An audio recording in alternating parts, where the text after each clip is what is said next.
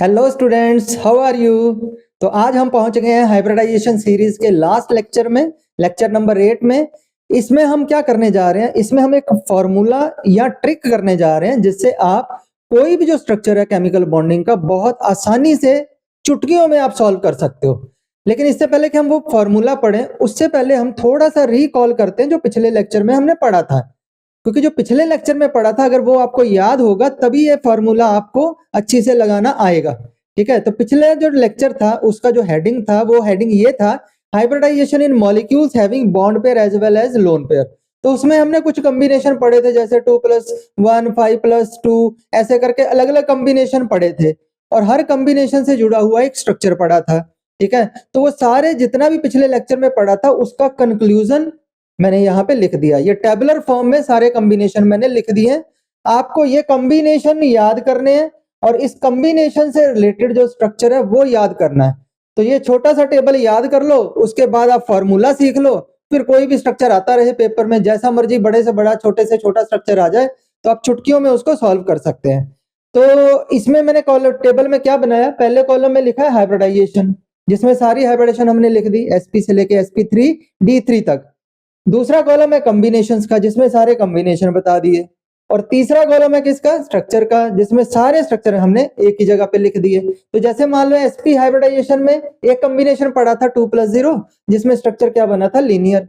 sp2 में दो combination पड़े थे, 3+0 में बना था ट्राइगोनल प्लेनर, 2+1 में बेंट वी शेप या एंगुलर। sp3 पे पड़े थे चार कॉम्बिनेशन, 4+0 में टेट्राहेड्रल, 3+1 में पिरामिडल, 2+2 में बेंट शेप और 1+3 में लीनियर। और इसी तरह sp3d में चार कॉम्बिनेशन पढ़े थे हमने, 5+0 में ट्राइगोनल बाई पिरामिडल, 4+1 में सीसॉ ज्योमेट्री, 3+2 में टी शेप, 2+3 में लीनियर। इसी तरह sp3d2 में हमने पढ़ा था 6+0 में ऑक्टाहेड्रल, 5+1 में स्क्वायर पिरामिडल और 4+2 में स्क्वायर प्लेनर। और जो लास्ट टाइप हमने पढ़ी थी sp3d3, उसमें हमने 7+0 कॉम्बिनेशन में पढ़ा था पेंटागोनल बाई पिरामिडल, तो 6+1 में पढ़ा था कैप्ड ऑक्टाहेड्रल और 5+2 में पढ़ा था पेंटागोनल प्लेनर। तो आपका काम सिर्फ छोटा सा है, ये हर हाइब्रिडाइजेशन के कॉरेस्पॉन्डिंग कॉम्बिनेशन याद कर लो और उस कॉम्बिनेशन के कॉरेस्पॉन्डिंग क्या स्ट्रक्चर बनेगा वो याद कर लो। ठीक है, जैसे ही आपने इसको याद किया उसके बाद हम, ठीक है, ये फॉर्मूला बहुत आसानी से लगा सकते हैं। तो इसका स्क्रीनशॉट ले लो या लिख लो और इसको याद कर लो, और उसके बाद अब हम लिखने जा रहे हैं आपका जो फॉर्मूला, जिससे आप कोई भी स्ट्रक्चर बहुत आसानी से हम कर सकते हैं। तो वो फॉर्मूला बहुत ध्यान से सुनना है, ठीक है। तो इसलिए पहले ये कॉम्बिनेशन याद होने चाहिए और उससे जुड़े हुए रिलेटेड स्ट्रक्चर्स। तो आप इसको पहले राइट डाउन कर लो, ठीक है, इसको पहले लिख लो इसको, ठीक है, या स्क्रीनशॉट ले लो। अब मैं इसका फॉर्मूला आपको शुरू करवाता हूँ। तो चलिए हम बढ़ते हैं स्ट्रक्चर डिटर्मिनेशन की तरफ। तो इसमें हम वो मेथड या वो फॉर्मूला पढ़ने जा रहे हैं जिससे आप कोई भी स्ट्रक्चर बहुत आसानी से सॉल्व कर सकते हो। इसलिए बस एक ट्रिक याद कर लो, स्ट्रक्चर तो आप कोई भी डेवलप कर लो, चाहे इनऑर्गेनिक केमिस्ट्री की स्ट्रक्चर हो या ऑर्गेनिक केमिस्ट्री की स्ट्रक्चर हो, तो वो सारी की सारी स्ट्रक्चर आप चुटकियों में बना लोगे। तो इसका मतलब अब हम हेडिंग पढ़ने जा रहे हैं स्ट्रक्चर डिटर्मिनेशन। इसमें डिफरेंट टाइप ऑफ मॉलिक्यूल्स लेके हम सबका स्ट्रक्चर जो है वो ड्रॉ करना सीखेंगे। तो इसमें हम एग्जांपल से शुरू करते हैं, ठीक है। इसको ऐसे लिख देते हैं मेथड, कि क्या मेथड फॉलो करने जा रहे हैं। एक एग्जांपल पहले सीख लो, उसके बाद तो ऑटोमेटिकली आप फटाफट करते जाओगे। तो सबसे पहले एग्जांपल हम ले रहे हैं CH4। पहले सिंपल से स्टार्ट करेंगे ताकि आप मेथड आसानी से सीख सको। अब ये चीज दिमाग में रखना कि ये फॉर्मूला सीखने के लिए आपको ये दिमाग में रखना है कि जैसे कार्बन तो सेंट्रल एटम है, जिस एलिमेंट का नंबर कम है उसको हम सेंट्रल एटम बोलते हैं, लेकिन जो हाइड्रोजन है वो सराउंडिंग एटम है। इसमें सराउंडिंग एटम है 4। तो सराउंडिंग एटम से जुड़ी हुई एक दो चीजें आपको दिमाग में रखनी है। वो चीजें क्या है कि जैसे मान लो हाइड्रोजन है, इसका कन्फिग्रेशन लिख लो जरा। हाइड्रोजन की कन्फिग्रेशन क्या होती है, 1s1। लेकिन अगर मैं आपको H+ की कन्फिग्रेशन पूछता तो इसकी कन्फिग्रेशन क्या होती, H+ का मतलब एक इलेक्ट्रॉन लूज कर दिया, तो इसका मतलब 1s0 हो गया। इसी तरह से H- की कन्फिग्रेशन क्या होगी, अगर H पे नेगेटिव चार्ज हो, हाइड्राइड आयन, तो इसका मतलब तब इसकी कन्फिग्रेशन क्या होगी, इसका मतलब 1s में एक था, -1 का मतलब एक इलेक्ट्रॉन और गेन कर लिया, तो कितने हो गए इसमें टोटल 2 इलेक्ट्रॉन। तो ये मैंने तीनों आयन की कन्फिग्रेशन लिख दी। अब अगर इन तीनों को ध्यान से देखो, तीनों जो आपकी स्पीसीज है वो कितने कितने बॉन्ड बना सकती है वो हमें बताना है। तो इसके लिए आपको पहले पता है जितने अनपेयर्ड इलेक्ट्रॉन किसी के पास होते हैं उतने ही कोवेलेंट बॉन्ड वो बना सकता है। यहाँ हाइड्रोजन एटम के पास, न्यूट्रल हाइड्रोजन एटम के पास एक अनपेयर्ड इलेक्ट्रॉन है तो एक बॉन्ड बना सकता है, लेकिन H प्लस के पास, इसके पास तो एक भी इलेक्ट्रॉन है, इसका मतलब ये बॉन्ड नहीं बना पाएगा। उसी तरह H माइनस, इसके पास भी एक भी इलेक्ट्रॉन नहीं है, इसका मतलब अनपेयर्ड इलेक्ट्रॉन नहीं है, तो ये भी बॉन्ड नहीं बना पाएगा। ठीक है, अब आप ये चीज सोचो कि H plus, H minus, H तीनों स्पीसीज का मैंने आपको बताया, लेकिन ये किसके लिए मैं बता रहा हूं? ये मैं बता रहा हूं कि जब आपका सराउंडिंग एटम हाइड्रोजन हो तब उस पर कोई चार्ज ले सकते हैं या नहीं ले सकते। ठीक है, तो अगर सराउंडिंग एटम आपका हाइड्रोजन हो तो सराउंडिंग एटम पे ना तो प्लस चार्ज ले सकते हैं ना माइनस ले सकते हैं, क्योंकि दोनों ही कंडीशन में वो बॉन्ड बनाने की हालत में नहीं रहेगा। क्योंकि अगर सराउंडिंग एटम है तो भाई सेंट्रल एटम के साथ अगर जोड़ना है तो कम से कम एक बॉन्ड तो बनाना पड़ेगा ना। इसका मतलब H प्लस या H माइनस हुआ तो वो सेंट्रल एटम के साथ बॉन्ड ही नहीं बना पाएगा, क्योंकि अनपेयर्ड इलेक्ट्रॉन ही नहीं है। इसका मतलब अगर हाइड्रोजन सराउंडिंग एटम में होगा तो उस पर कभी भी आप उस पर गलती से भी कोई चार्ज नहीं ले सकते, ना प्लस ना माइनस। सराउंडिंग एटम मॉलिक्यूल के अंदर सराउंडिंग एटम अगर हाइड्रोजन हो तो उसमें पॉजिटिव या नेगेटिव चार्ज नहीं लिया जा सकता, वो सिर्फ कौन सा जोड़ोगे? न्यूट्रल वाला। ठीक है, तो उसी तरह से अगर मान लो सेम ऐसे हेलोजन की कॉन्फ़िगरेशन लिख के देख लो, जैसे मान लो फ्लोरीन की इलेक्ट्रॉनिक कॉन्फ़िगरेशन लिख के देख लो, उसमें 2p5 जो है, फ्लोरीन की कॉन्फ़िगरेशन है 2p5, तो इसका मतलब वो 2p में एक अनपेयर्ड इलेक्ट्रॉन है, फ्लोरीन न्यूट्रल वाला तो बॉन्ड बना लेगा। लेकिन अगर मान लो F माइनस ले लिया आपने तो F माइनस मतलब वो 2p6 हो जाएगा, उसका F जो 2p है वो फुल्ली फिल्ड हो जाएगा, तो वो बॉन्ड बनाने की हालत में रहेगा ही नहीं भाई। इसका मतलब F माइनस भी उस पे चार्ज, F जो माइनस है वो भी बॉन्ड बनाने की हालत में नहीं रहेगा। तो कहने का मतलब कंक्लूजन ये है, देखो अगर सराउंडिंग एटम आपका हाइड्रोजन हुआ या हेलोजन हुआ, H या X, हाइड्रोजन या हेलोजन हुआ सराउंडिंग एटम में, तो इन पे कभी भी पॉजिटिव या नेगेटिव चार्ज आपने गलती से भी नहीं लेना। सराउंडिंग एटम में हाइड्रोजन या हेलोजन हुआ तो उसमें कभी भी पॉजिटिव या नेगेटिव चार्ज आपने नहीं लेना। तो उस केस में किस में फिर लोगे? तो उस केस में हमेशा सेंट्रल एटम पे ले लोगे चार्ज। ठीक है, अब जरा आ जाओ ऑक्सीजन, ऑक्सीजन का भी बना के देख लो। जैसे ऑक्सीजन की कॉन्फ़िगरेशन आपको पता है, ठीक है, 2s 2p, 2s कितना 2, 2p 4 है। ठीक है, इस कंडीशन अगर एक और लिख लेते हैं O माइनस, इस कंडीशन में ऑक्सीजन कितने बॉन्ड बना सकता है? इस कंडीशन में अगर ऑक्सीजन न्यूट्रल है तो 2 अनपेयर्ड इलेक्ट्रॉन है तो 2 बॉन्ड बना लेगा। लेकिन अगर O माइनस है, मान लो O माइनस का मतलब ऑक्सीजन में एक इलेक्ट्रॉन बढ़ा दोगे, ऑक्सीजन ने एक इलेक्ट्रॉन गेन कर लिया, तो 2s2 2p5 हो जाएगी O माइनस की कॉन्फ़िगरेशन। अब O माइनस कितने बॉन्ड बना सकता है? इसके पास तो एक ही अनपेयर्ड है तो एक बॉन्ड बना सकता है। ठीक है, लेकिन दूसरी तरफ O माइनस 2 है अगर, अब देखो ऑक्सीजन पे के पास कितने इलेक्ट्रॉन होते हैं? 8, लेकिन O माइनस 2 मतलब 2 और गेन कर लिए, ये तो 10 इलेक्ट्रॉन हो गए। और 10 इलेक्ट्रॉन होने का मतलब ये तो नोबल गैस वाली कॉन्फ़िगरेशन आ गई, नियॉन वाली, मतलब फुल्ली फिल्ड कॉन्फ़िगरेशन आ गई इसकी, 2s2 2p6। ये लो, अब अपने आप देखो कहीं अनपेयर्ड इलेक्ट्रॉन बचा? नहीं बचा, तो इसका मतलब ये बॉन्ड बनाने की हालत में नहीं रहेगा।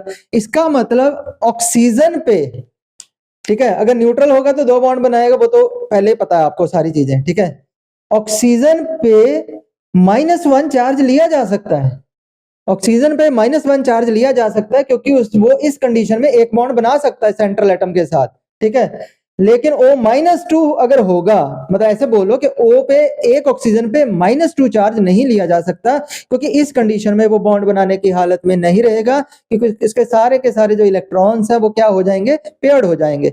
इसका मतलब कंक्लूजन करते हैं, चलो ठीक है, ये सारा आपने लिखना है तो लिख लो। ठीक है, कंक्लूजन ये है, सराउंडिंग एटम जब आपने देखने हैं किसी भी मॉलिक्यूल में, जब हमने ये स्ट्रक्चर ड्रॉ करने हैं तो उसमें आपने ध्यान देना है बस। ठीक है, अगर हाइड्रोजन या हेलोजन, हेलोजन मतलब X मतलब फ्लोरीन, क्लोरीन, ब्रोमीन, आयोडीन, इनमें से कोई भी हुआ, हाइड्रोजन या हेलोजन हुआ तो इस पे किसी भी तरह का कोई चार्ज नहीं लेना। ये ट्रिक आप लिख लो, हाइड्रोजन हेलोजन हुआ तो इस पे कोई भी चार्ज आपने नहीं लेना। ठीक है, अगर ऑक्सीजन सराउंडिंग एटम में हुआ, ठीक है, इस पे तो कोई चार्ज नहीं लेना। ठीक है, नो चार्ज। लेकिन इस पे अगर ऑक्सीजन आपका सराउंडिंग एटम हुआ तो इसमें ज्यादा से ज्यादा कितना चार्ज ले सकते हैं? एक ऑक्सीजन पे -1, -2 नहीं ले सकते क्योंकि बॉन्ड बनाने की हालत में नहीं रह सकता। इसका मतलब अगर ऑक्सीजन सराउंडिंग एटम में है तो उस पर ज्यादा से ज्यादा -1 चार्ज लिया जा सकता। बस ये छोटी सी ट्रिक याद रखो। अब हम इस ट्रिक को अप्लाई करेंगे इस फॉर्मूले में, ठीक है, जिससे आप स्ट्रक्चर ड्रॉ करने जा रहे हो, ठीक है। अब इस चीज पे ध्यान देना, ठीक है, ये पहले इस पे ध्यान दो, ठीक है, ये लिखने वाला लिख लेना।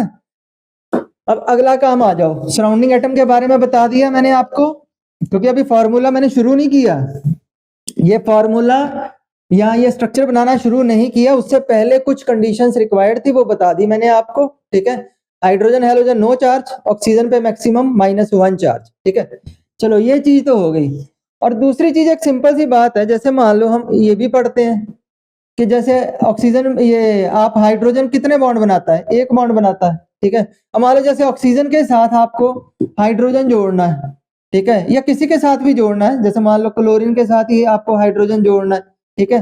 तो क्लोरीन के पास मान लो 7 वैलेंस इलेक्ट्रॉन है।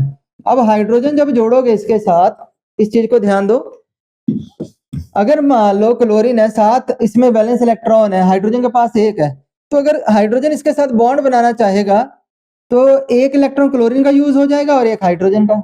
आप ये बोल सकते हो हाइड्रोजन 1 बॉन्ड बनाता है तो 1 बॉन्ड बनाने वाला सेंट्रल एटम का 1 इलेक्ट्रॉन खा जाता है।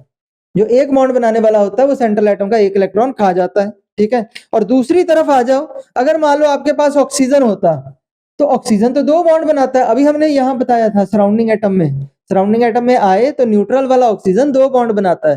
तो अगर ऑक्सीजन को 2 बॉन्ड बनाने हैं, सिंपल सी बात है, ऑक्सीजन को अपने 2 इलेक्ट्रॉन को शेयर करना होगा क्लोरीन के 2 इलेक्ट्रॉन के साथ। इसको आप सिंपल बोलो, वो तो पता ही है कि ऑक्सीजन के 2 इलेक्ट्रॉन यहाँ पे यूज हो जाएंगे 2 बॉन्ड बनाने में, ठीक है। 2 इलेक्ट्रॉन शेयर करेगा तभी तो 2 कोवलेंट बॉन्ड बनेंगे, ठीक है। लेकिन अगर सीधा बोलना हो कि कोई भी जो डबल बॉन्ड बनाती है स्पीसी या सराउंडिंग एटम, जो डबल बॉन्ड बनाएगा वो सेंट्रल एटम के 2 इलेक्ट्रॉन एक साथ खा जाएगा। ये ऑक्सीजन क्लोरीन के 2 इलेक्ट्रॉन एक साथ खा गया। सिंगल बॉन्ड वाला सेंट्रल एटम का 1 इलेक्ट्रॉन खा जाता है, और ये आपका जो डबल बॉन्ड वाला वो सेंट्रल एटम के 2 इलेक्ट्रॉन खा जाता है। ये चीज आपको दिमाग में रखनी है, ठीक है। जो बाकी जो बचा, जैसे इस मॉलिक्यूल में 1 लोन पेयर यहाँ बच गया, 1 लोन पेयर यहाँ बच गया, ये चीज को आपको दिमाग में रखना है, ठीक है। तो चलो अब शुरू करते हैं हम वो फॉर्मूला जिससे आप सारी की सारी स्ट्रक्चर चुटकियों में बना सकते हैं। कोई भी स्ट्रक्चर दिया हो, ठीक है, कुछ ही सेकंड्स में आप उसको बहुत आसानी से सॉल्व कर सकते हो। तो मैं एग्जांपल ले रहा हूं पहला CH4, ये जो मैंने छोटे पॉइंट्स बनाए 2-3, ये पॉइंट्स को ध्यान में रखना है। अभी आपको अप्लाई भी करके दिखाता हूँ ये सारी चीजों को। तो ये सारी चीजें अप्लाई करनी कैसे है, ठीक है, अब फॉर्मूला बता रहा हूं मैं आपको, ठीक है। स्ट्रक्चर ड्रॉ करना सीख रहे हैं, सबसे पहले हम बनाएंगे मीथेन का स्ट्रक्चर। तो सबसे पहले क्या करो, जो मॉलिक्यूल आपको दिया है उसमें से सेंट्रल एटम ढूंढ लो, ठीक है। ये इसमें आपका जो सेंट्रल एटम कौन है, कार्बन, तो मैंने लिख दिया यहाँ पे कार्बन। ये सेंट्रल एटम, इसके वैलेंस इलेक्ट्रॉन लिख दो। अब वैलेंस इलेक्ट्रॉन कैसे देखने, सीधा सीधा मैंने आपको बताई है ट्रिक S और P ब्लॉक की, उसका यूज कर लो। S ब्लॉक में जो ग्रुप नंबर है, ग्रुप वही उसका वैलेंस इलेक्ट्रॉन, और P ब्लॉक में जो ग्रुप नंबर है उसका दूसरा डिजिट उसका वैलेंस इलेक्ट्रॉन है। इसका मतलब अगर आपको sp ब्लॉक ग्रुप वाइज अच्छे से याद है तो फिर आपको बिना कोई एटॉमिक नंबर का ध्यान दिए, बिना कोई इलेक्ट्रॉनिक कॉन्फ़िगरेशन लिखे, सीधा सीधा आप उसके वैलेंस इलेक्ट्रॉन बता सकते हो। जैसे मतलब एलिमेंट की पोजीशन पता होनी चाहिए कि किस ग्रुप में आ रहा है, S ब्लॉक में या P ब्लॉक में एलिमेंट किस ग्रुप में आ रहा है, चुटकियों में आप उसके वैलेंस इलेक्ट्रॉन बता दोगे, ठीक है। तो ये आपका कार्बन है, central atom, central atom carbon है, ठीक है। कार्बन किस ग्रुप में आता है, P ब्लॉक में, 14 ग्रुप में। 14 ग्रुप मतलब 14 ग्रुप का दूसरा डिजिट 4 है। P ब्लॉक के लिए ट्रिक क्या है, जो ग्रुप नंबर उसका दूसरा डिजिट, तो दूसरा जो आपका उसका डिजिट है वो 4 है, तो 4 वैलेंस इलेक्ट्रॉन। तो मैंने कार्बन के वैलेंस इलेक्ट्रॉन कितने लिख दिए यहाँ पे, 1 2 3 4, ये 4 वैलेंस इलेक्ट्रॉन लिख दिए। सबसे पहला काम सेंट्रल एटम लिखो, वैलेंस इलेक्ट्रॉन लगा दो उसके सारे। अब जोड़ो सराउंडिंग एटम। सराउंडिंग एटम कौन है, हाइड्रोजन, तो हाइड्रोजन न्यूट्रल है। न्यूट्रल वाला कितने बॉन्ड बनाता है, अभी बताया था आपको, H जो न्यूट्रल वाला था वो सिंगल बॉन्ड बनाता है, ठीक है। और ये भी बताया था जब सिंगल बॉन्ड वाला जुड़ेगा सेंट्रल एटम के साथ तो वो सेंट्रल एटम का 1 इलेक्ट्रॉन खा जाएगा। अब देखो यहाँ पे पहला हाइड्रोजन आया, इसका एक बॉन्ड बनाया और सेंट्रल एटम का 1 इलेक्ट्रॉन खा गया। दूसरा हाइड्रोजन आया, दूसरा इलेक्ट्रॉन खा गया। तीसरा हाइड्रोजन आया, तीसरा खा गया। चौथा हाइड्रोजन आया, चौथा इलेक्ट्रॉन खा गया। ठीक है। इसका मतलब 4 हाइड्रोजन कार्बन के चारों इलेक्ट्रॉन खा गए, कोई लोन पेयर वगैरह कोई कुछ नहीं बचा। ठीक है, ये अभी रफ स्ट्रक्चर ड्रॉ कर रहे हैं, ये स्ट्रक्चर नहीं है, ये सिर्फ हम रफ अरेंजमेंट बना रहे हैं। अभी पहले डिसाइड करेंगे स्ट्रक्चर है बनेगी कौन सी। ठीक है, अभी तो ये बता रहे हैं कि कितने इलेक्ट्रॉन बचेंगे, कितने इलेक्ट्रॉन पेयर है आपके पास, कितने बॉन्ड पेयर और कितने लोन पेयर। इसमें सिर्फ 4 बॉन्ड पेयर है, कोई लोन पेयर नहीं है। और ये जो चारों बॉन्ड है ये आपके कौन से बॉन्ड है, ये सिंगल बॉन्ड है। सिंगल बॉन्ड हमेशा क्या होता है, sigma bond, sigma sigma sigma sigma. ठीक है, 4 बॉन्ड है, चारों सिग्मा है। अब यहाँ पे वो फॉर्मूला लगाएंगे जो हमने पहले पढ़ा था। ठीक है, फॉर्मूला मतलब वो छोटा सा पार्ट जो उसका लिखा था, sigma plus LP equal to THO, जिसको हमने दूसरी तरह से नाम दिया था BP plus LP equal to THO. तो ये फॉर्मूला आपको यहाँ फिट कर देना है। फॉर्मूला आपके पास क्या है, sigma plus LP equal to THO. ठीक है, ये हम पढ़ चुके हैं सारा डिटेल में पिछले लेक्चर में। अब देखो सिग्मा मतलब कितने सिग्मा बॉन्ड है, गिनो जरा, 1 2 3 4 सिग्मा बॉन्ड। लोन पेयर कोई बचा था इसमें, नहीं बचा, तो लोन पेयर 0। इन दोनों का 4 + 0 का सम 4। तो THO 4 की वैल्यू का क्या मतलब समझा था पिछले लेक्चर में, डेट इज THO 4 का मतलब sp3 हाइब्रिडाइजेशन। अब अगला काम, हमें हाइब्रिडाइजेशन पता लग गई, अब स्ट्रक्चर ड्रॉ करना आसान हो गया। अब फाइनल स्ट्रक्चर ड्रॉ करने जा रहे हैं, ये देखना बिल्कुल ध्यान से। ठीक है, तो अब यहाँ पे देखो मैं इसको नीचे लिख देता हूँ थोड़ा सा, sp3 हाइब्रिडाइजेशन, sp3 हाइब्रिडाइजेशन। अब देखो जब हमें पता लग गया कि इस मॉलिक्यूल में sp3 हाइब्रिडाइजेशन है, तो ये पता लग गया कि इसका पेरेंट अरेंजमेंट कौन सा है। पेरेंट अरेंजमेंट जिसमें कोई लोन पेयर ना हो, मतलब हमेशा पहले हाइब्रिडाइजेशन को देखते ही आपने उसका पेरेंट अरेंजमेंट सोचना है बस। स्ट्रक्चर का नाम बाद में ये पेरेंट वाला होगा या नहीं होगा वो बाद में तय करेंगे, लेकिन पहले ये सोचना है कि sp3 अगर हाइब्रिडाइजेशन है इसका पेरेंट अरेंजमेंट क्या होता है। sp3 हाइब्रिडाइजेशन में एक ही पेरेंट अरेंजमेंट है, टेट्राहेड्रल। तो करो क्या, सेंट्रल एटम लिखो, इसके अराउंड पेरेंट अरेंजमेंट ड्रॉ कर दो। तो पेरेंट अरेंजमेंट इसका कौन सा है, 1 2 3 4, date is tetrahedral. sp3 arrangement है तो इसका पेरेंट अरेंजमेंट टेट्राहेड्रल बना दिया हमने। अब स्ट्रक्चर का नाम टेट्राहेड्रल है या नहीं वो बाद में देखते हैं, अब देखते हैं अरेंजमेंट तैयार कर दिया, ये पोजीशंस का नाम है टेट्राहेड्रल पोजीशंस। ठीक है, अब फाइनल काम क्या करना है, आपके पास लगाने के लिए क्या है, चारों जगह पे हाइड्रोजन है। चारों जगह के अगर हाइड्रोजन है इसका मतलब ये क्या स्ट्रक्चर बन गया, ये टेट्राहेड्रल बन गया। ठीक है, तो ये स्ट्रक्चर, इसमें कोई भी लोन पेयर नहीं आया, तो ये तो पेरेंट स्ट्रक्चर ही रहेगा, इसलिए इसका नाम भी क्या रहेगा, टेट्राहेड्रल।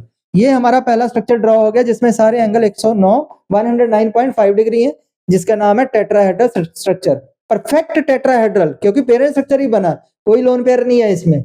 चलो ये मैंने आपको पहला जो एग्जांपल लेके दिया है, ये एग्जांपल मैंने लिखा है न्यूट्रल मॉलिक्यूल का। ठीक है, आपको सारी चीजें बतानी है अकेले के लिए फुल डिटेल में। जो अभी मैंने लिखा है वो क्या लिखा है, न्यूट्रल मॉलिक्यूल।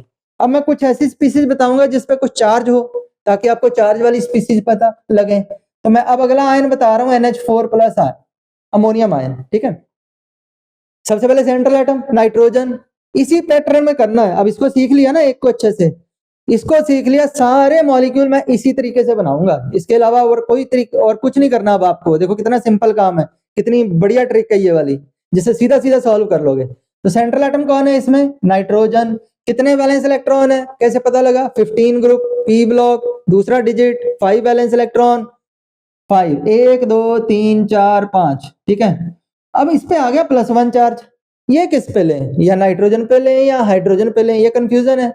रूल तो ये होता है, जनरल रूल अगर आप देखोगे तो जो मोर इलेक्ट्रोनेगेटिव एलिमेंट होता है उस पे नेगेटिव चार्ज आता है, जो कम इलेक्ट्रोनेगेटिव होता है उस पे पॉजिटिव चार्ज आता है। तो नाइट्रोजन ज्यादा इलेक्ट्रोनेगेटिव है और हाइड्रोजन कम इलेक्ट्रोनेगेटिव है, तो अगर हाइड्रोजन कम इलेक्ट्रोनेगेटिव है तो क्या इस पे पॉजिटिव चार्ज आना चाहिए, मतलब रूल के अकॉर्डिंगली यही होना चाहिए था कि जो हाइड्रोजन आपका कम इलेक्ट्रोनेगेटिव है इसी पे ही पॉजिटिव चार्ज आना चाहिए था। पर अब हम ये तय करेंगे क्या H पे +1 ले सकते हैं या नहीं। तो मैंने अभी सराउंडिंग एटम वाली एक ट्रिक बताई थी, वहां मैंने बहुत अच्छे से बताया था कि अगर हाइड्रोजन या हेलोजन हो तो उस पर कोई पॉजिटिव नेगेटिव चार्ज नहीं लेना। तो इसका मतलब हाइड्रोजन पे पॉजिटिव चार्ज ले नहीं सकते, क्योंकि वो सेंट्रल एटम के साथ बॉन्ड बनाने की हालत में रहेगा नहीं। तो H पे ले नहीं सकते, तो H पे नहीं ले सकते, मजबूरी क्या है, फिर सेंट्रल एटम पे लेना पड़ेगा। तो अगर सेंट्रल एटम पे +1 लेना है चार्ज, तो +1 का मतलब क्या होता है, +1 का मतलब एक इलेक्ट्रॉन लूज करना। इसका मतलब नाइट्रोजन अपना एक इलेक्ट्रॉन लूज कर देगा। तो मैंने यहाँ से इसका एक इलेक्ट्रॉन उड़ा दिया, तो यहाँ पे चार्ज लगा दिया प्लस, तो नाइट्रोजन पे प्लस आ गया, 4 वैलेंस इलेक्ट्रॉन बच गए। अब अगला काम, वैलेंस इलेक्ट्रॉन लिख लिए सेंट्रल एटम के, अब जोड़ने हाइड्रोजन। ठीक है, कितने जोड़ने हैं? 4। तो बिल्कुल पहले की तरह हाइड्रोजन एक बॉन्ड बनाता है, तो अगर हाइड्रोजन एक बॉन्ड बनाएगा, एक इलेक्ट्रॉन सेंट्रल एटम का खा जाएगा, तो 4 हाइड्रोजन सेंट्रल एटम के 4 इलेक्ट्रॉन खा जाएंगे, तो नाइट्रोजन पे कोई लोन पेयर नहीं बचेगा। ये चारों जो बॉन्ड है ये चारों सिंगल बॉन्ड है, और सिंगल बॉन्ड हमेशा क्या होता है? Sigma bond. ठीक है, तो अब फिर ये सारा जब रफ स्ट्रक्चर ड्रॉ किया, अभी रफ अरेंजमेंट ही है, स्ट्रक्चर भी अभी कुछ नहीं बना इसका। स्ट्रक्चर अब ड्रॉ करेंगे, उसके लिए क्या बोला था? फॉर्मूला एक सिंपल सा, sigma plus LP equal to THO। कितने सिग्मा बॉन्ड है? 1 2 3 4, 4 सिग्मा। लोन पेयर कोई बचा? नहीं बचा। लोन पेयर इक्वल 0, तो इन दोनों का सम कितना हुआ? 4। तो ये पिछले लेक्चर से देखो, THO की 4 वैल्यू का क्या मतलब था? THO की 4 वैल्यू का मतलब था sp3 हाइब्रिडाइजेशन, sp3 हाइब्रिडेशन। तो चलो अब करते हैं फाइनल स्ट्रक्चर ड्रॉ। ठीक है, तो सम लिखेंगे सबसे पहले सेंट्रल एटम। अब अपने आप देखो जरा इसको, sp3 हाइब्रिडेशन है, तो सबसे पहला काम वर्ड याद रखना है, पेरेंट अरेंजमेंट। तो हम नाइट्रोजन के अराउंड पेरेंट अरेंजमेंट तैयार करने जा रहे हैं, तो sp3 अगर हाइब्रिडेशन है तो एक ही पेरेंट अरेंजमेंट है, टेट्राहेड्रल। तो नाइट्रोजन के अराउंड हमने क्या किया? ये पेरेंट अरेंजमेंट तैयार कर दिया। ठीक है, और नाइट्रोजन के अराउंड पेरेंट अरेंजमेंट तैयार कर दिया। अब सोचो लगाना क्या है?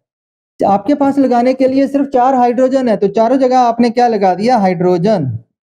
ठीक है, और प्लस किस पे लिया था? नाइट्रोजन पे, तो नाइट्रोजन पे क्या आ गया? प्लस। तो ये स्ट्रक्चर बन गया आपका परफेक्ट टेट्राहेड्रल। तो ये भी टेट्राहेड्रल बन गया। इसमें सारे एंगल कितने होंगे? 109.5 डिग्री। तो इस तरह अगर कोई केटायन दिया हो पॉजिटिव चार्ज वाली स्पीसीज, उसमें ऐसे सॉल्व करना है। ठीक है, चलो अब थोड़ा आगे बढ़ते हैं। ऐसी कोई स्पीसीज लेते हैं जिसमें नेगेटिव चार्ज दिया हो। ठीक है, तो नेगेटिव चार्ज वाली हम स्पीसीज ले रहे हैं BF4 माइनस, BF4 माइनस। तो बिल्कुल पहले की तरह, अब यही जो मिथेन में कर लिया ना पैटर्न, यही ट्रिक लगाते जाना सारी जगह। ठीक है, सेंट्रल एटम बोरोन, बोरोन के पास कितने वैलेंस इलेक्ट्रॉन है? कैसे पता लगा? पी ब्लॉक का है, तो पी ब्लॉक का ग्रुप नंबर 13, 13 मतलब दूसरा डिजिट 3, तो 3 वैलेंस इलेक्ट्रॉन है बोरोन के पास। ठीक है, ये लो हो गया। अब अगला काम, अब प्रॉब्लम ये है, इसमें नेगेटिव चार्ज आ गया -1। बाय रूल किस पे आना चाहिए? सोचो सोचो सोचो जरा, अभी बोला था 2 मिनट पहले। बाय रूल जो मोर इलेक्ट्रोनेगेटिव एलिमेंट होता है नेगेटिव उसी पे आता है। तो ऐसे अगर देखना हो तो फ्लोरीन बोरोन से बहुत ज्यादा इलेक्ट्रोनेगेटिव है, तो फ्लोरीन पे -1 चार्ज आना चाहिए।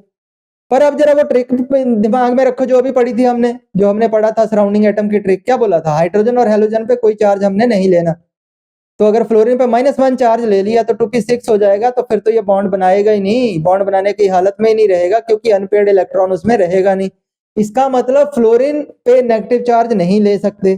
तो जब फ्लोरीन पे नहीं ले सकते तो मजबूरी क्या है भाई? मजबूरी ये है कि आपको सेंट्रल एटम पे नेगेटिव चार्ज लेना पड़ेगा। और नेगेटिव का -1 का क्या मतलब है? एक इलेक्ट्रॉन गेन कर लिया, तो बोरोन के पास 3 पहले थे, एक गेन कर लिया, बोरोन पे चार्ज क्या आ गया? -1।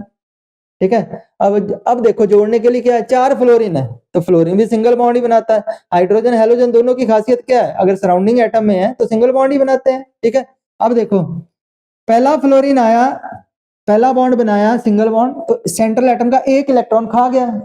दूसरा फ्लोरीन आया, दूसरा इलेक्ट्रॉन खा गया। तीसरा आया, तीसरा खा गया। चौथा फ्लोरीन आया, चौथा इलेक्ट्रॉन खा गया बोरोन का। अब बोरोन के पास कोई इलेक्ट्रॉन नहीं बचा। ये सारे बॉन्ड सिंगल बॉन्ड है, और ये सारे सिंगल है, तो सबको क्या बोलोगे? Sigma bond. तो अब हमारा formula sigma plus LP equal to THO, जो पहले लगाया वही सेम फार्मूला यहाँ लगा देना।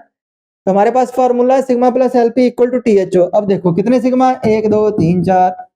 लोन पेयर कोई बचा? कोई नहीं बचा, तो लोन पेयर 0, तो 4 + 0 कितना हो गया? 4, मतलब THO 4। और THO 4 का क्या मतलब पढ़ा था अभी 2 मिनट पहले? sp3 hybridisation. इसका मतलब इसमें भी हाइब्रिडेशन कौन सी है? sp3। अब इसका फाइनल स्ट्रक्चर, अब आपका ये स्ट्रक्चर बनाना है। ये स्ट्रक्चर नहीं था, ये सिर्फ हम इलेक्ट्रॉन पेयर्स का अरेंजमेंट देख रहे थे। सेंट्रल एटम लिखो, तो सबसे पहला काम क्या वर्ड याद करने को बोला था? Parent arrangement. तो बोरोन का पेरेंट अरेंजमेंट कहां से पता लगेगा? हाइब्रिडाइजेशन से। तो बोरोन में sp3 हाइब्रिडाइजेशन है, एक ही पेरेंट अरेंजमेंट पॉसिबल है, दैट इज टेट्राहेड्रल। तो ये मैंने इसके अराउंड टेट्राहेड्रल पेरेंट अरेंजमेंट तैयार कर दिया। अब सोचो लगाने के लिए क्या है? 4 फ्लोरीन है, और कोई है ही नहीं कुछ भी, तो ये चारों जगह पे हम क्या लगा देंगे? फ्लोरीन। तो ये फाइनल स्ट्रक्चर बन गया आपका टेट्राहेड्रल, जिसमें सारे एंगल 109.5 डिग्री के हैं, और ये नेगेटिव चार्ज किस पे लिया था? बोरॉन पे। तो ये स्ट्रक्चर हो गया इसका, ठीक है।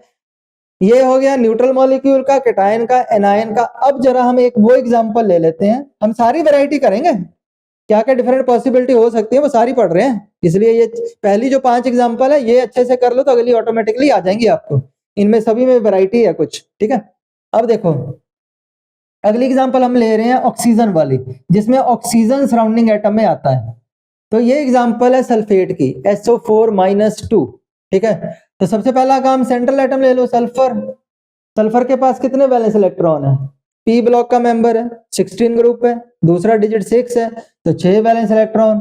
कोई एटॉमिक नंबर की जरूरत नहीं है, सिर्फ पीरियोडिक टेबल में ग्रुप में पोजीशन पता हो कौन से ब्लॉक में आ रहा है और कौन से ग्रुप का मेंबर है, तो 6 वैलेंस इलेक्ट्रॉन, ठीक है। अब प्रॉब्लम आ गई, इस पे -2 चार्ज आ गया। अब ये -2 सल्फर पे ले या ऑक्सीजन पे, तो पहले तो रूल क्या कहता है? रूल तो ये कहता है कि जो ज्यादा इलेक्ट्रोनेगेटिव होना चाहिए, नेगेटिव चार्ज उसी पे आना चाहिए। तो अगर इसके अकॉर्डिंगली देखें तो ऑक्सीजन ज्यादा इलेक्ट्रोनेगेटिव है सल्फर से, इसलिए ऑक्सीजन पे नेगेटिव चार्ज आना चाहिए, ठीक है।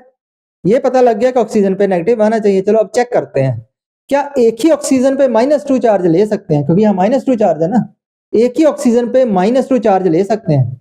तो अब जरा याद करो सराउंडिंग एटम वाली ट्रिक, एक ही ऑक्सीजन पे -2 ले लोगे तो ऑक्सीजन की कॉन्फ़िगरेशन हो जाएगी 2p6, तो ऑक्सीजन तो फुल्ली फिल्ड हो जाएगा, अनपेड इलेक्ट्रॉन बचेगा ही नहीं, तो इसका मतलब बॉन्ड बनाने की हालत में रहेगा नहीं।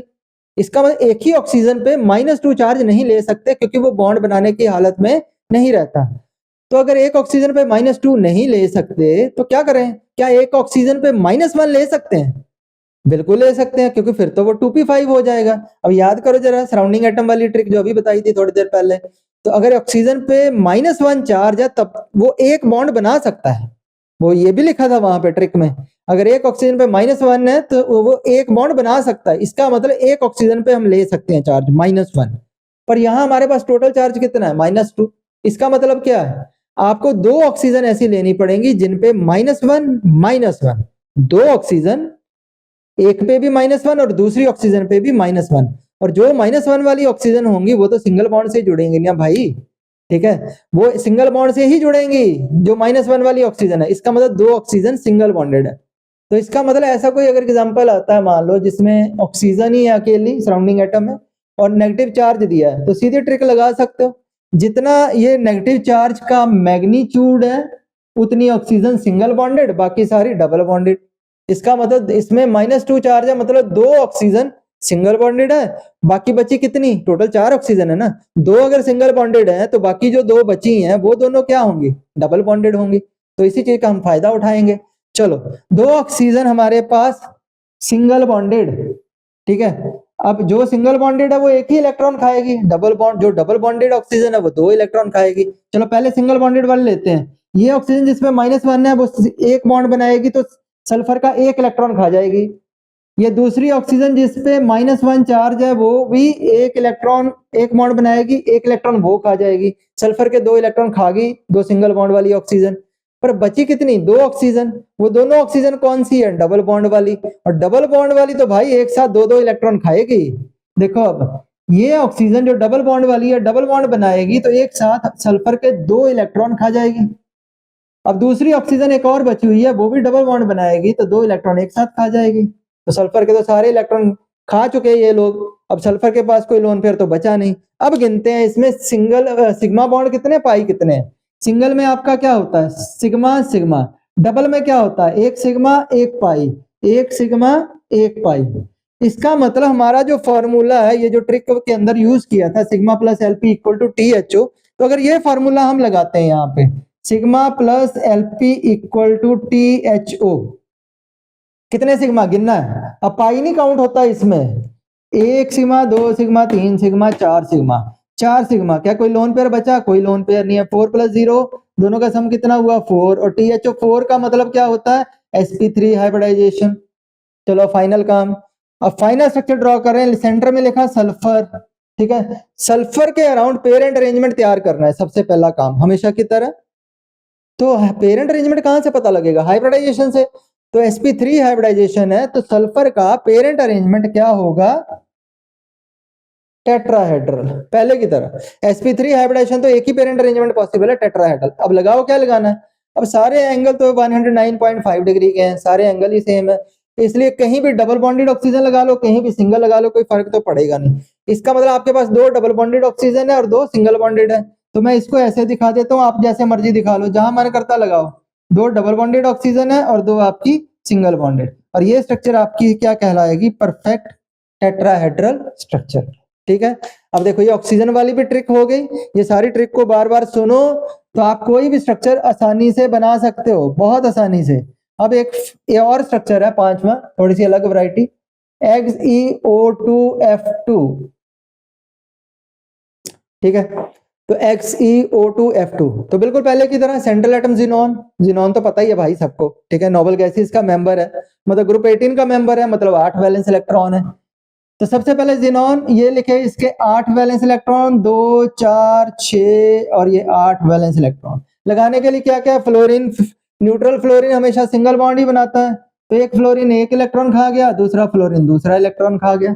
बची ऑक्सीजन, ये दोनों ऑक्सीजन कौन सी है, न्यूट्रल वाली, और न्यूट्रल वाली हमेशा डबल बॉन्ड बनाती है, और जो डबल बॉन्ड बनाएगी वो 2 इलेक्ट्रॉन एक साथ खाएगी। तो ये लो, पहली ऑक्सीजन आई, ये लोन पेयर 2 इलेक्ट्रॉन एक साथ खा गई, क्योंकि डबल बॉन्ड बनाया, 2 इलेक्ट्रॉन खा गई। दूसरी ऑक्सीजन आई, 2 इलेक्ट्रॉन एक साथ खा गई। ठीक है, क्योंकि उसने भी डबल बॉन्ड बनाया। अब सारा कुछ लगाने के बाद ये क्या चीज बच गई भाई, ये क्या बच गया, ये बच गया लोन पेयर, ये आपका एक लोन पेयर भी आ गया इसमें। ठीक है, तो अब काउंट करते हैं सारा कुछ दोबारा से। ये बॉन्ड कौन सा था, सिग्मा बॉन्ड, ये कौन सा, सिंगल हमेशा सिग्मा होता है। ठीक है, डबल में क्या होता है, एक सिग्मा एक पाई, एक सिग्मा एक पाई, ये लो। ठीक है, चलो अब अपना फॉर्मूला लगाते हैं। फॉर्मूला क्या था हमारा, sigma plus LP equal to THO। कितने सिग्मा गिनो जरा, 1 2 3 4, 1 2 3 4, 4 सिग्मा, और एक इसमें क्या आ गया, लोन पेयर, इस बार लोन पेयर भी आ गया, तो 4 + 1 = 5। अब बताओ जरा, पिछला लेक्चर देखो जिसने याद किया अच्छे से, तो THO5 का मतलब क्या था, डेट इज sp3d हाइब्रिडाइजेशन। इसका मतलब ये हुआ कि इसमें आपका sp3d हाइब्रिडाइजेशन आएगा। चलो अब बनाते हैं इसका final structure. Xenon, central atom xenon, सबसे पहला काम क्या वर्ड बोला है, सबसे पहला काम क्या होता है, पेरेंट अरेंजमेंट तैयार करना। तो पेरेंट अरेंजमेंट हमेशा कहां से पता लगता है, हाइब्रिडाइजेशन से। तो इसकी हाइब्रिडाइजेशन क्या है, sp3d। तो अगर इसकी हाइब्रिडाइजेशन sp3d है तो पेरेंट अरेंजमेंट एक ही पॉसिबल है, ट्राइगोनल बाइपिरामिडल। और ट्राइगोनल बाइपिरामिडल में 3 बॉन्ड बोर्ड के प्लेन में होते हैं, आपकी कॉपी के प्लेन में, जिनको आप नाम पोजीशंस, इन तीनों बॉन्ड को क्या नाम दिया था, इक्वेटोरियल। मतलब ये 3 पोजीशन इक्वेटोरियल पोजीशन जो कॉपी के प्लेन में होती हैं, और 2 पोजीशन कहाँ होती हैं भाई, वो 2 होती हैं, एक आउटसाइड प्लेन और एक इनसाइड प्लेन, जिनको एक्सियल पोजीशन बोलते हैं। चलो ये 2 पोजीशन हमने बना दी एक्सियल पोजीशंस। ठीक है, अब देखो लगाने के लिए क्या है, अब इसमें ये चीज आ गई, आपका फ्लोरीन है, 2 डबल बॉन्ड है, एक लोन पेयर है। अब ये डबल बॉन्ड और लोन पेयर कहां पे लगाएं, ये तो गड़बड़ हो गई, क्योंकि हमारे पास 2 पोजीशंस अवेलेबल है अलग अलग टाइप की, इक्वेटोरियल भी है और एक्सियल भी है। तो लोन पेयर और डबल बॉन्ड कहां लगाएं, ये कहां से पढ़ा था हमने, याद होगा आपको, ये हमने पढ़ा था ट्राइगोनल बाइपिरामिडल स्ट्रक्चर, जब हम हाइब्रिडाइजेशन पढ़ी थी तो उसमें एक रूल पढ़ा था, सोचो जरा वो रूल क्या था, वो रूल था बेंट्स रूल। और बेंट रूल क्या कहता है, ट्राइगोनल बाइपिरामिडल के लिए बेंट्स रूल क्या कहता है, वो ये कहता है कि जो लोन पेयर और डबल बॉन्ड है वो दोनों कौन सी पोजीशन पे लगेंगे, दोनों के दोनों इक्वेटोरियल पोजीशन पे लगेंगे। इसका मतलब आपके पास 2 डबल बॉन्ड है और एक लोन पेयर, ये दोनों के दोनों हम लगाने जा रहे हैं इक्वेटोरियल पोजीशन पे, जहां जहां आपने ई लिखा है। ये लो, 2 डबल बॉन्डेड ऑक्सीजन और एक आपका यहाँ पे लोन पेयर। ठीक है, और बचे 2 फ्लोरीन, वो दोनों कहां पे आ जाएंगे, वो दोनों के दोनों आपके आ जाएंगे एक्सियल पे। तो चला अब याद करो ये कौन सा कॉम्बिनेशन बन गया। ठीक है, 4 बॉन्ड पेयर हैं और एक लोन पेयर है, 4 + 1 वाला कॉम्बिनेशन नहीं बन गया। तो इस ज्योमेट्री का नाम क्या था, सी-सॉ ज्योमेट्री, इस शेप का नाम था सी-सॉ शेप। ठीक है, तो ये हमने 5 एग्जांपल कर ली इसकी, हमने एक ट्रिक पढ़ी है यहाँ पे। ठीक है, जो CH4 पहला सबसे किया, उसी ट्रिक को अप्लाई किया बाकी सारे मॉलिक्यूल पे सेम एक ही तरीके से। तो ये 5 टाइप्स, जो 5 स्ट्रक्चर हमने पढ़ी हैं, इन पांचों को बार बार देखो। पांचों में अलग अलग डिफरेंसेस आपको पता लग रहे हैं कि क्या क्या डिफरेंट मॉलिक्यूल आ सकता है, ठीक है। तो जब ये 5 स्ट्रक्चर आपने अच्छे से समझ ली, उसके बाद बाकी सारी स्ट्रक्चर ड्रॉ करके हमने देखनी है, ठीक है। फिर हम कोई भी मॉलिक्यूल बहुत आसानी से कर सकते हैं। 5 स्ट्रक्चर, ये ट्रिक्स है, ये जो ट्रिक मैंने अभी बताई आपको, ये ट्रिक लगा के पहले 5 स्ट्रक्चर अच्छे से करो, सीखो इसको अच्छे से, उसके बाद इसको अप्लाई करना है आपने बाकी किसी भी मॉलिक्यूल पे। अब आप इस लायक बन गए हो कि कोई भी स्ट्रक्चर आप चुटकियों में कर सकते हो। कोई भी पेपर में क्वेश्चन आए, जेई एडवांस का, जेई मेंस का, या नीट का, या बोर्ड का, चुटकियों में आप ये क्वेश्चन सॉल्व कर पाओगे। सारे बॉन्ड एंगल कितने हैं, ठीक है, कौन सा, कितनी टाइप के बॉन्ड्स हैं उसमें, स्ट्रक्चर क्या है, नाम क्या है, हाइब्रिडेशन क्या है, सब सीख जाओगे इस छोटी सी एक ट्रिक से, जो मैंने कहां से शुरू की थी, मिथेन से। सिंपल सी मिथेन पे अप्लाई करके बताई, और उसके बाद आप कुछ भी एग्जांपल कर सकते हो, ठीक है। तो पहले ये लिख लो, हम कुछ और एग्जांपल्स करेंगे, नोट कर लो इसको।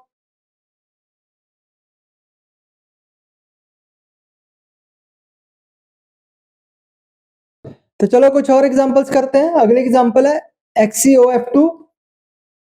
अब इसका बिल्कुल पहले तरीके से अब हम थोड़ा फास्ट करेंगे, क्योंकि मेन आपकी जो 5 टाइप थी, जो अलग कुछ टाइप्स बन रही थी, वो सारी पांचों अच्छे से हमने एक्सप्लेन कर दी।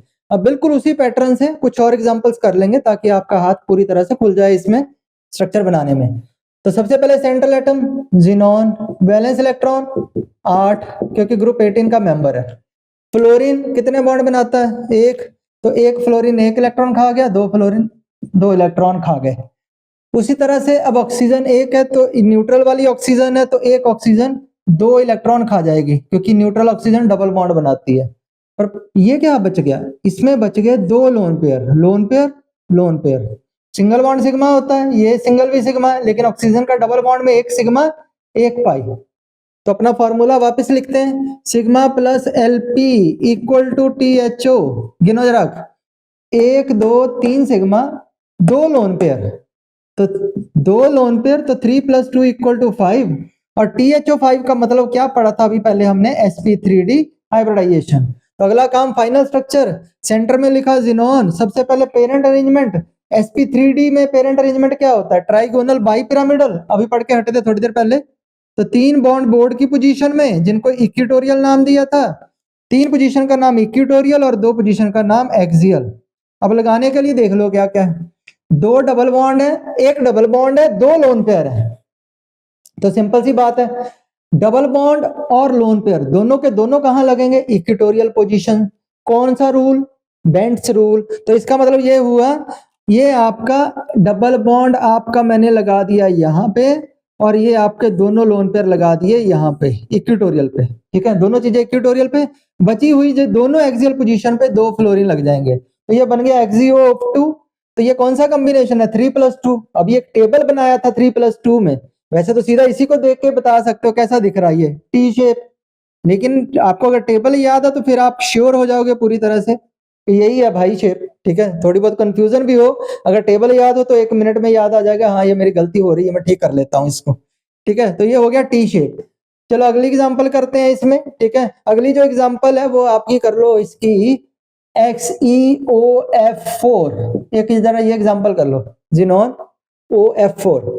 तो अब इसमें सेंट्रल एटम जिनोन, ये तो नोबल गैस ही है, 8 वैलेंस इलेक्ट्रॉन है पहले की तरह, 6 और ये 2 8, 4 फ्लोरीन है, ठीक है। चारों सिंगल बॉन्ड बनाती हैं, तो 4 फ्लोरीन इसके 4 इलेक्ट्रॉन खा गई। लेकिन 1 ऑक्सीजन है, न्यूट्रल है, डबल बॉन्ड वाली है, तो वो 2 इलेक्ट्रॉन खा गई। तो इसमें एक आपका क्या बच गया, लोन पेयर बच गया। तो आपका फॉर्मूला क्या था, sigma plus LP equal to THO। अब सिग्मा गिन लो जरा किसमें, 1 sigma, 2 sigma, 3 sigma, 4 sigma, double bond में 1 सिग्मा 1 पाई। टोटल सिग्मा कितने हो गए, 1 2 3 4 5, 5 सिग्मा, 1 लोन पेयर भी है इसमें, तो 5 + 1 = 6। और 6 मतलब कौन सी हाइब्रिडाइजेशन, THO6 मतलब sp3d2 हाइब्रिडाइजेशन।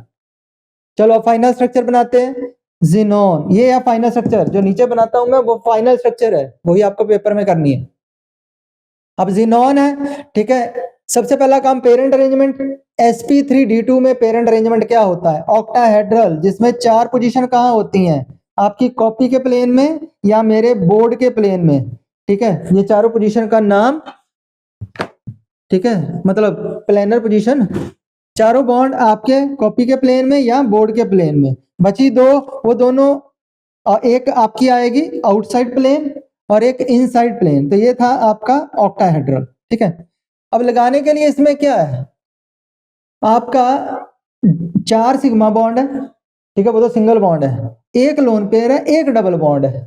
ठीक है, अगर ध्यान से देखोगे तो लोन पेयर चलो कहीं भी लगा दो, आप बोलोगे लोन पेयर तो कहीं भी लगा सकते हैं, ठीक है, सारी पोजीशन एक ही तो एंगल है 90 का। तो मैंने क्या किया, लोन पेयर यहाँ पे लगा दिया मान लो। अब प्रॉब्लम ये है कि डबल बॉन्ड कहाँ लगाएं।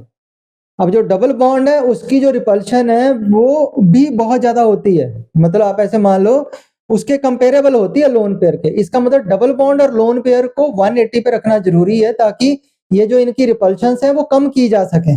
ठीक है, डबल बॉन्ड और लोन पेयर को 180 पे रखना जरूरी है, क्योंकि डबल बॉन्ड जो है वो सिंगल बॉन्ड से ज्यादा रिपल्शन करता है। कहाँ पढ़ा था, बस एपर थ्योरी में पढ़ा था। ठीक है, तो इसलिए आपको डबल बॉन्ड को इसके 180 पे लगाना है ताकि डबल बॉन्ड और लोन पेयर वाली रिपल्शन कम से कम हो सके। तो बाकी जगह पे कहाँ लगा दें, ये लगा दो फ्लोरीन। तो ये स्ट्रक्चर क्या बन गया, आप देखो जरा, ये इतना पार्ट क्या था, स्क्वायर। जो 4 फ्लोरीन आपने लगाई ये स्क्वायर प्लेन था पहले, अब नहीं है। ठीक है, अब है या नहीं वो बाद की बात है, मतलब पहले इतने पार्ट का नाम स्क्वायर था और ये ऊपर क्या आ गया, 90 पे एंगल आ गया आउटसाइड प्लेन वाला, तो ये एक तंबू गाड़ दिया इसने, तो ये स्क्वायर पिरामिडल शेप है। वैसे ही याद रख लो दिमाग में सीधा। अभी तो टेबल पढ़ा, उसमें टेबल में क्या पढ़ा था कि 5+1 कॉम्बिनेशन में क्या बनता है, स्क्वायर पिरामिडल। फिर आपको इतना सोचने की जरूरत ही नहीं पड़ेगी यहाँ से, अगर आपको कॉम्बिनेशन याद है तो बहुत आसानी से बता सकते हो कि इसका शेप क्या है, स्क्वायर पिरामिडल। ठीक है, चलो ये चीज हो गई। अब एक एग्जांपल हम और कर लेते हैं, जैसे मान लो AsF4+, आर्सेनिक F4+। मान लो कोई बड़ा सेंट्रल एटम आ जाए जिसका एटॉमिक नंबर वगैरह आपको नहीं पता, तो फिर कैसे देखना है, वो तो मैंने ट्रिक बता दी है ऑलरेडी पहले बहुत अच्छे से। तो सबसे पहले हम सेंट्रल एटम लेते हैं आर्सेनिक। ठीक है, कितने वैलेंस इलेक्ट्रॉन, फिर उसी तरह सोचना है आर्सेनिक किस ब्लॉक का मेंबर है, पी ब्लॉक का। पी ब्लॉक में कौन सा ग्रुप, 15। 15 ग्रुप का दूसरा डिजिट क्या है, 5, तो 5 वैलेंस इलेक्ट्रॉन। इसलिए बोला कि एस और पी ब्लॉक वाले एलिमेंट्स को ग्रुप वाइज याद कर लो। 2 ग्रुप सारे एस ब्लॉक में है, 6 ग्रुप सारे किस में है, पी ब्लॉक में। तो इसको कितना टाइम लगेगा, 15, आधे घंटे में ये सारा याद हो जाता है। ठीक है, तो इसका मतलब इसके पास, आपके पास 5 वैलेंस इलेक्ट्रॉन है। अब प्रॉब्लम है +1 चार्ज आ गया, बाय रूल किस पे आना चाहिए, जो कम इलेक्ट्रोनेगेटिव है। अब फ्लोरीन से बहुत कम इलेक्ट्रोनेगेटिव होता है आर्सेनिक, इस पे आना चाहिए। तो इस पे +1 ले सकते हैं, ले ही सकते हैं भाई, ये तो सेंट्रल एटम है, इस पे तो ले ही सकते हैं, इसको क्या प्रॉब्लम है। तो अगर इस पे +1 चार्ज लिया तो इसका एक इलेक्ट्रॉन उड़ाना पड़ेगा, लूज करना पड़ेगा ना, इसलिए हम इसका एक इलेक्ट्रॉन हटा देते हैं, उसकी जगह पे +1 लगा देते हैं। अब लगाने के लिए आपके पास क्या है, अब लगाने के लिए आपके पास 4 फ्लोरीन है, चारों फ्लोरीन सिंगल बॉन्ड है, तो एक फ्लोरीन 1 इलेक्ट्रॉन खा जाएगी, 4 फ्लोरीन इसका 4 इलेक्ट्रॉन खा जाएगी। इसका मतलब आर्सेनिक पे कोई लोन पेयर नहीं बचेगा। अब अगला काम फिर उसी तरह सिग्मा प्लस Lp = THO। अब इसमें सिग्मा बॉन्ड गिन लो कितने हैं, 1 सिग्मा, 2 सिग्मा, 3 सिग्मा, 4 सिग्मा, क्योंकि जो भी सिंगल बॉन्ड होता है वो सिग्मा ही होता है। तो 4 सिग्मा बॉन्ड, सिग्मा 4 है, लोन पेयर इस पे कोई बचा नहीं है, लोन पेयर 0 है, तो 4 + 0 4, मतलब sp3 इसमें हाइब्रिडाइजेशन है। तो अगला काम फाइनल स्ट्रक्चर, ठीक है, जो पेपर के लिए करना है। आर्सेनिक रखा सेंटर में, ठीक है, sp3 हाइब्रिडेशन से पता चला इसका पेरेंट अरेंजमेंट क्या बनने वाला है, टेट्राहेड्रल। तो ये हमने टेट्राहेड्रल अरेंजमेंट बना दिया। तो सारी जगह पे हमने क्या लगा दिया, यहाँ पे 4 फ्लोरीन, कहीं भी लगा दो सारे बॉन्ड एंगल सेम है, कोई फर्क तो पड़ेगा नहीं। आर्सेनिक पे क्या चार्ज लिखा था, पॉजिटिव, तो ये स्ट्रक्चर बना परफेक्ट टेट्राहेड्रल। ठीक है, अब जरा ये तो वो थे सारे मॉलिक्यूल जिसमें एक ही सेंट्रल एटम आ रहा था। अब थोड़ी सी हम उसकी 1-2 एग्जांपल उसकी कर लेते हैं जिसमें 2 सेंट्रल एटम आएंगे। ठीक है, तो हम ये एग्जांपल ले रहे हैं N2H4 का, N2H4 का। तो इसमें सेंट्रल एटम कौन है, नाइट्रोजन, उसका नंबर कम है। तो दोनों जो, वैसे भी हाइड्रोजन सेंट्रल एटम नहीं हो सकता क्योंकि वो बॉन्ड ही एक बनाता है। ठीक है, तो नाइट्रोजन सेंट्रल एटम है, ठीक है, हाइड्रोजन हो नहीं सकता क्योंकि सेंट्रल एटम के लिए भाई कम से कम 1 से ज्यादा बॉन्ड बनाने पड़ेंगे उसको यहाँ पे। तो इसका मतलब सेंट्रल एटम नाइट्रोजन, दोनों पहले सेंट्रल एटम लिख लो ऐसे, दोनों के वैलेंस इलेक्ट्रॉन लिख लो। नाइट्रोजन 15 ग्रुप, कितने वैलेंस इलेक्ट्रॉन, 5। ठीक है, दोनों के हमने क्या किए, ये वैलेंस इलेक्ट्रॉन लिख लिए, 5 5 दोनों के, इस नाइट्रोजन के भी 5 वैलेंस इलेक्ट्रॉन और इसके भी 5 वैलेंस इलेक्ट्रॉन। ठीक है, अब उसके बाद क्या करो अब उसके बाद ये करो कि आप जितने सराउंडिंग है दोनों पे बराबर बराबर बांट दो। अब जैसे 4 हाइड्रोजन है, 4 सराउंडिंग एटम है, तो दोनों सेंट्रल एटम को बराबर बराबर सराउंडिंग दे दो। इसका मतलब 2 हाइड्रोजन इसको मिल जाएंगे, अगर 2 हाइड्रोजन इसको मिल जाएंगे।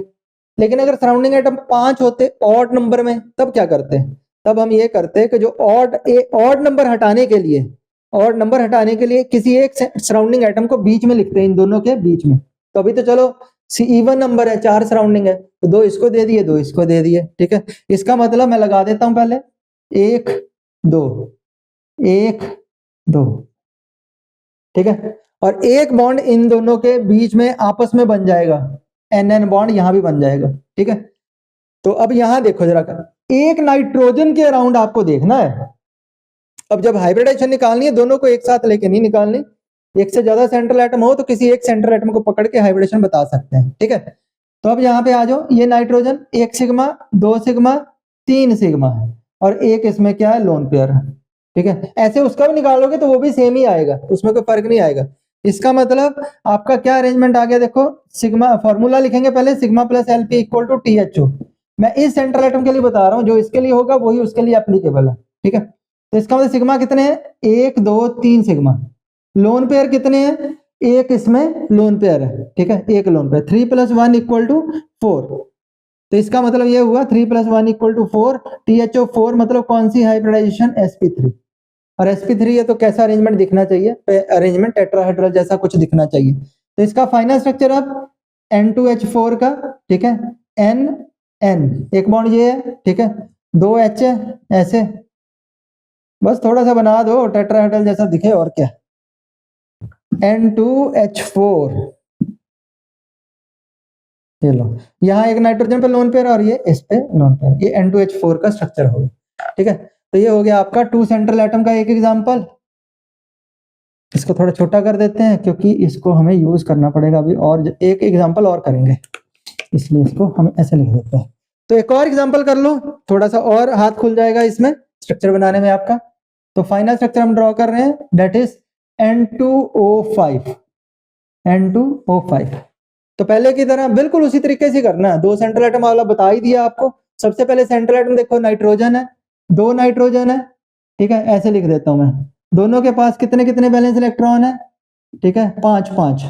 ये लो, नाइट्रोजन नाइट्रोजन 5 5 बैलेंस इलेक्ट्रॉन।